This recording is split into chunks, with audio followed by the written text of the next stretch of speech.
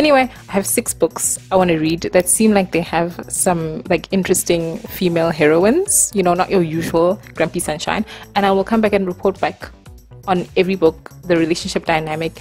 Is she really an interesting female character, or is she just your typical, you know, sunshiny, you know, doing all the work kind of gal? The first book I'm going to read is Bride by Ali HazelWood. I picked this up just based on a description of the heroine from a booktuber. This is going to be my first Ali HazelWood. I haven't picked up the other ones because they seemed like they were very silly, and also the writing seemed like it was bad. The writing was giving like fan fiction, you know, just a string of tropes, i.e. bad. The writing was giving bad. I feel like you can only enjoy that type of writing if you grew up reading, or if you regularly read fan fiction and stuff. I didn't grow up reading fan fiction.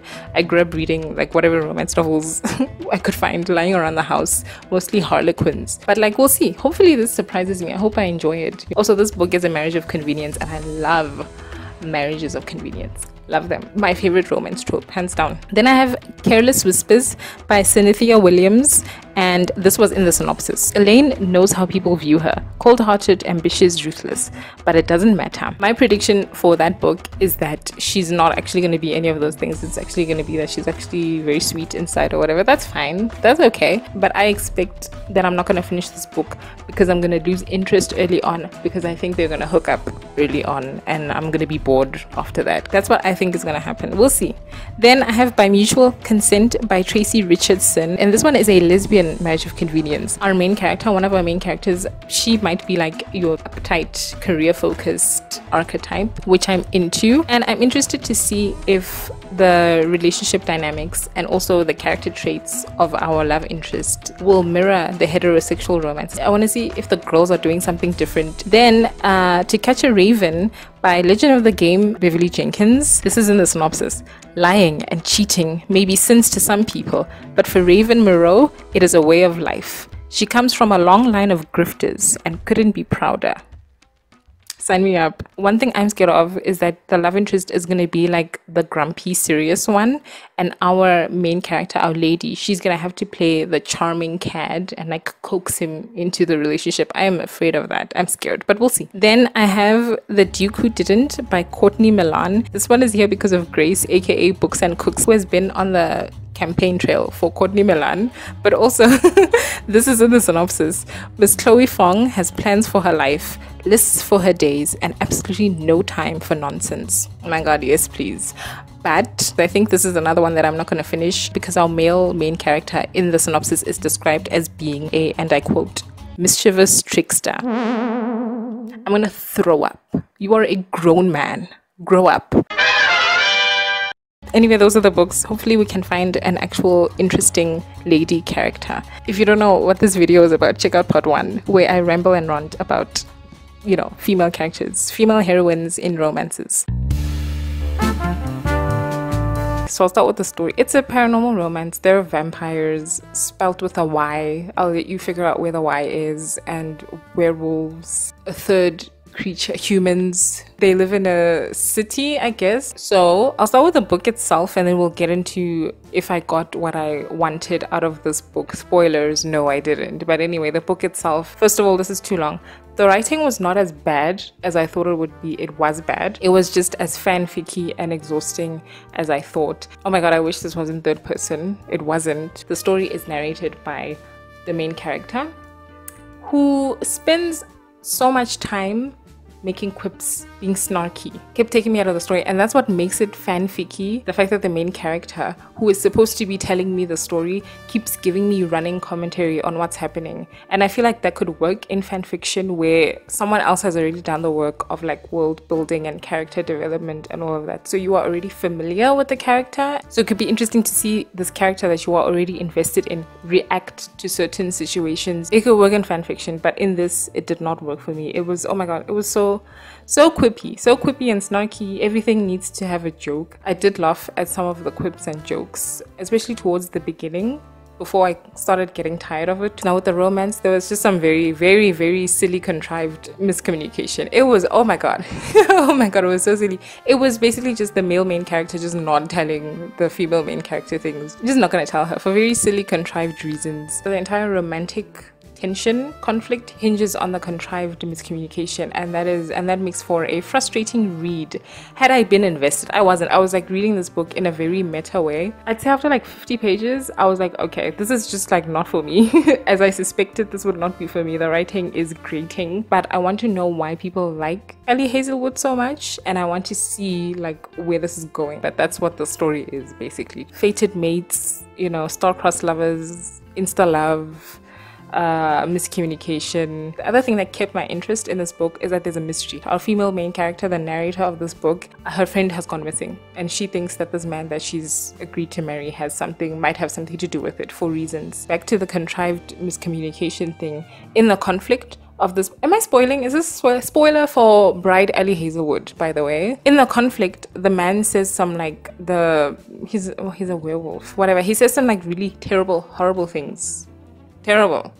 Horrible things, and then he doesn't have the good sense to like grovel at the end. She has to go after him afterwards and be like, I'm staying, I'm not leaving, you know, like no begging for forgiveness, no trying to make it up to her, no, you know, explanation that makes any sense at all. Wow, okay, cool. He just kind of half-heartedly apologizes, and then that's it.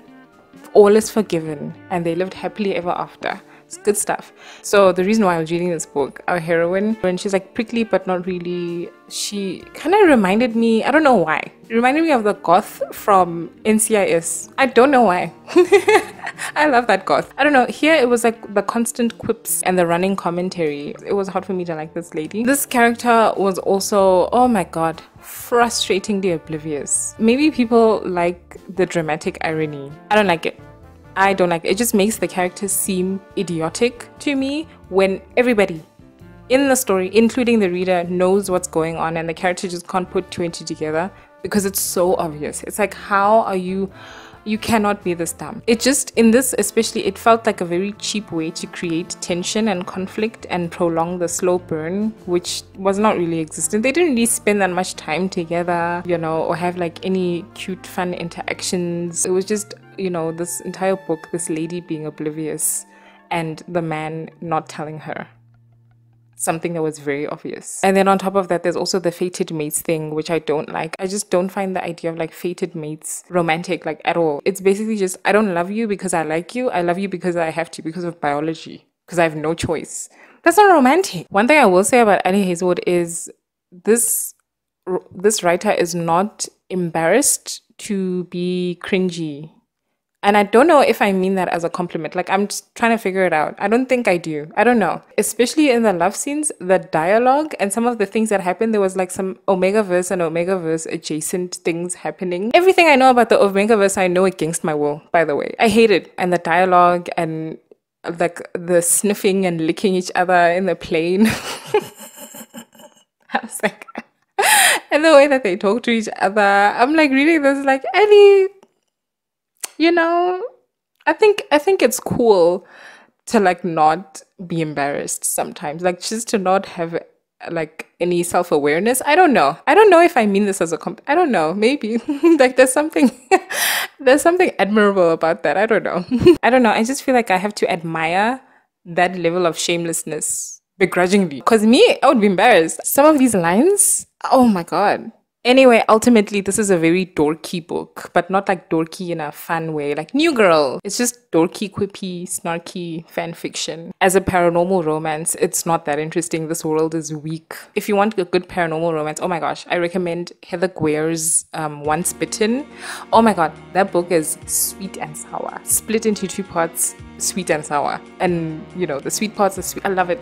So sweet. And the sour parts I also love because they're very sexy. It's a lot of fun, and there's like a romantic and sexual dynamic in the sour part that is like rarely seen, which I love. Nalini Singh, obviously. I also like Hot and Badgered, but this one is the humor in this one, oh my god, it's not for everybody. It's not even for me. It's so over the top and ridiculous that it's fun. This is just a fun book. I liked the romance. It was cute. I liked our main character. Hot and Badgered is fun dorkiness. Anyway, now to the point of this video. What about our heroine? This heroine, while not sunshiny, she's not the type of heroine I was looking for. You know, she's not like really an ice queen.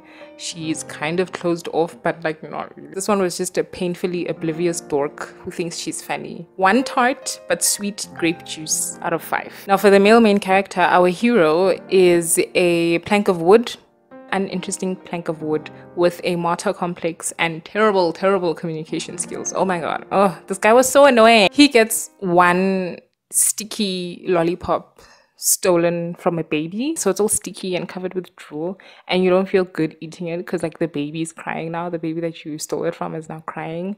Out of 5.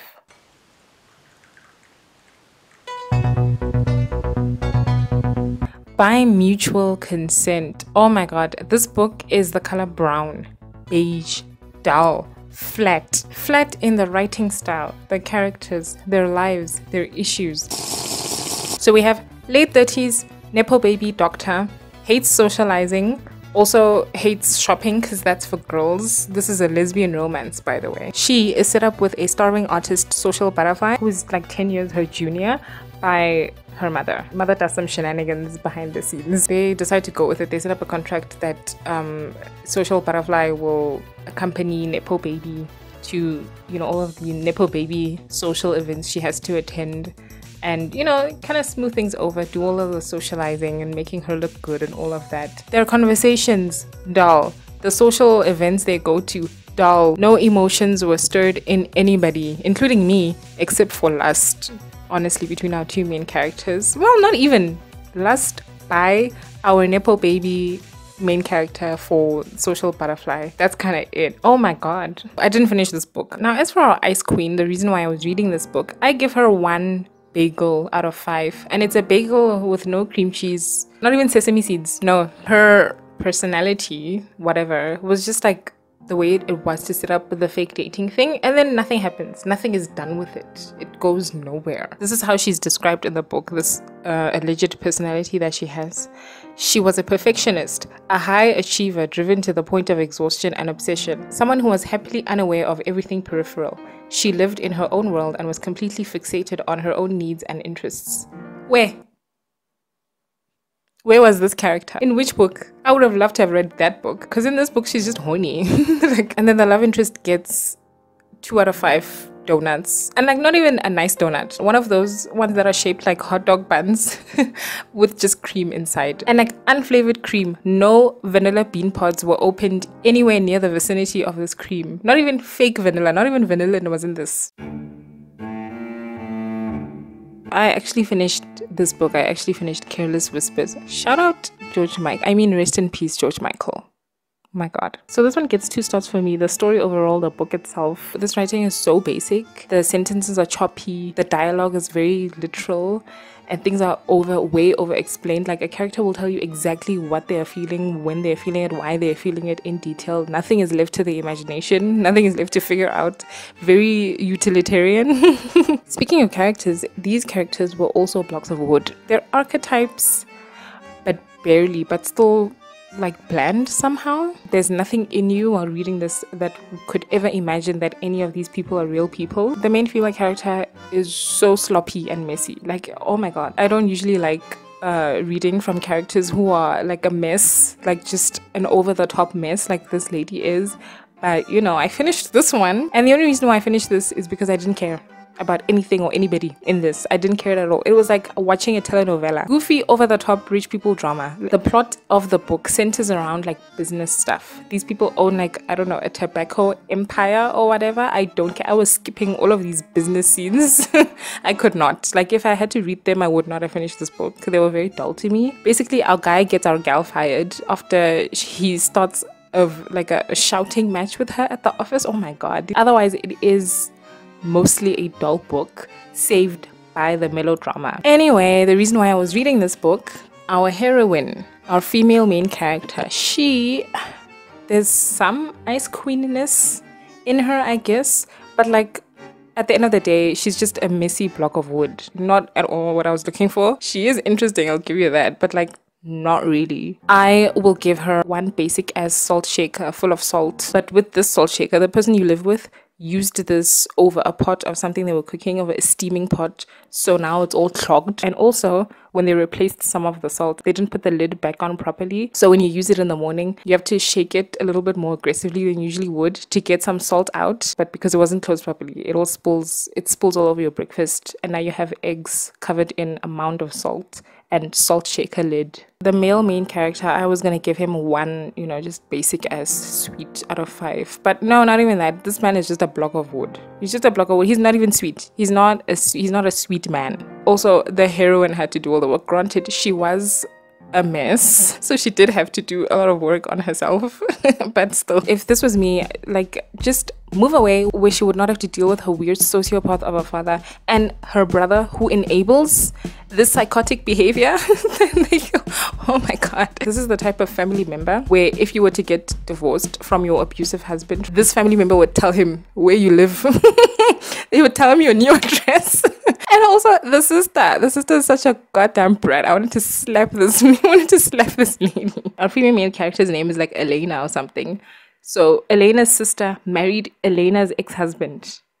And she is like all sulky and being bratty about the fact that Elena is not like enthusiastic about it, not like chipper and enthusiastic. Do you see what I mean? Like this lady's life, Elena's life would have improved exponentially just moving away, move across the country.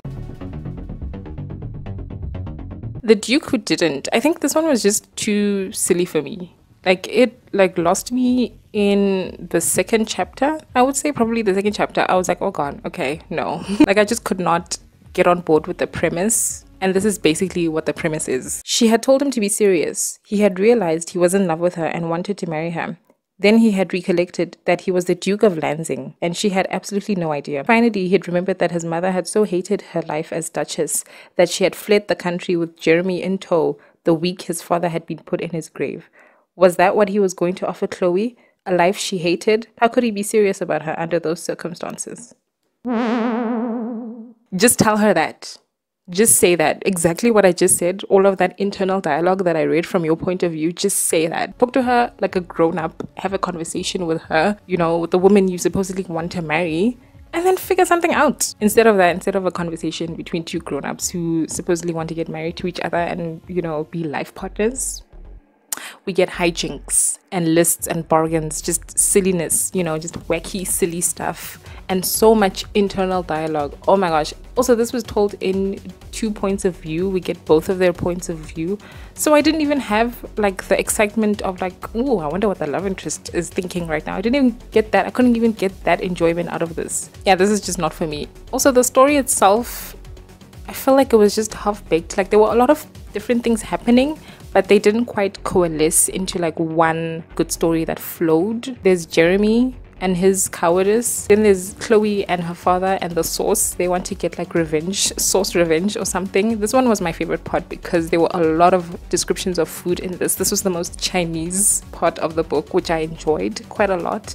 And then there's like the town, Wedgwood or something. I don't know. Wedgefield? I don't know. The Wedgwood trials or the Wedgefield trials or whatever. They're like games or something. I did not care. I was skipping all of those scenes. I did not care about that at all. But all of those things exist separately in the book. This needed like, another go. More baking to make it into like one cohesive story. Anyway, Jeremy, I give him 1 messy, sticky with a ridiculous center, but like ultimately sweet mango out of 5. As a proud member of the Mango Coalition, I did not like this mango. I did not find him charming at all. I thought he was a little bitch of a man, and I also thought that he was hurting Chloe with his cowardice. Miss Chloe Fong herself, I will give her 1 clean, segmented and sour but versatile lemon out of 5. And also like not even that sour. She was not what I was looking for at all. Miss Chloe Fong is a people pleaser and she can't say no to people. And also in like all of these books, I'm tired of reading people thought I was cold and a bitch, but I'm actually not. I'm actually like really sweet or whatever. I'm tired of that. I want an actual bitch. Anyway, that being said, I will pick up more Courtney Milan because I think it was just this book. Like I read other people's reviews who felt the same way about this book that I did, and they said, and they've also read other Courtney Milan books, and they said it was this one is an outlier. They suspect that it was like edited by someone else or wasn't edited at all or something. So I'll pick up other ones. I'll try other ones. I loved the Chineseness. What is happening? I am so disappointed. I didn't finish To Catch a Raven either, and I'm really disappointed. Beverly Jenkins is like, you know, like one of my favorite authors, so this was so disappointing. As a book on its own, not even in comparison to Wild Rain, which is one of my favorite books, like just on its own, this book was so weak and weird. What was happening? Oh my god, I'm so disappointed. Bev.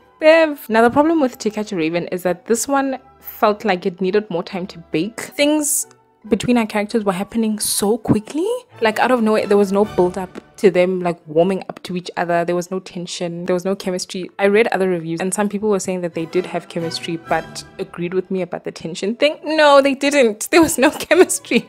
They were just fighting with each other, and then all of a sudden he's like kissing her and describing, you know, all of the sexual things he wants to do to her, which was written so dryly, by the way. Oh my god. Oh my god. I was hurting physically. I should have taken a picture of like one of the passages, but I would not have been able to read it out loud to you. Oh my god. Beverly Jenkins, when it comes to writing like sexual intimate scenes, that's not her strong suit. Her strong suit is historical fiction. The romance is like, you know, whatever. So it's not like it was amazing in the other books, but this here I was like cringing. No stirring, no like simmering tension, no build up. 1 minute they're fighting with each other, she's calling him judgmental, which he is. He's pompous as hell. Oh my god, I hated him so much. So they're like fighting with each other 1 minute, and then she's like basically, what are you gonna do about it? And then he's like, I'm gonna do this and this and this and this and this, and I'm sitting there reading this like, oh my god, where are we? Can I get off at the next station, please? Oh my god. Also, there's a character, just adding to the lack of tension and intrigue in this book, there's a character who can tell the future.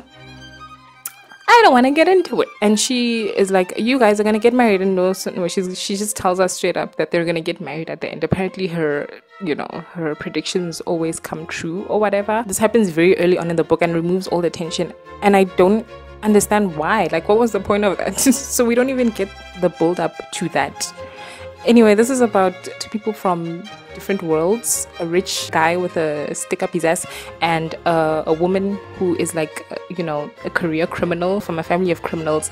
They get blackmailed into doing a heist. They basically need to steal a copy of the Declaration of Independence from somebody who has stolen it. So they need to heist from a heister. Okay? That storyline, that particular plot does not get started. I don't know, I stopped reading at 40% and it hadn't started yet. I think they were just about to start going. So for the first 40% of the book, they're just like hanging out at her house, flirting in the cringiest way ever written. This was especially disappointing because usually the story aspect is where Beverly Jenkins shines. Like the historical part is like top. That's like her strongest suit, you know, and then she tells a good story. And then there's like usually like a tepid romance on top, but you don't care because the other stuff is so good. And her writing's decent most of the time anyway. So here, that was weak as well. Like, can we get to the heist? And I found that I just did not care. I was like, let them keep, who cares? Just let them keep the Declaration of Independence. Who cares? It's not like you don't know what it is. Like, I loved our heroine. She was great until she wasn't. Oh my god, also there's like a side story of her mother, who their parents knew each other in the past. The father did something unforgivable, but the mother just immediately forgives him. She's like, yeah, okay. And she's supposed to be like a strong, like, you know, matriarch powerhouse type, but immediately she's like, yeah, okay, cool, yeah. He doesn't even apologize. He says, I suppose I should apologize.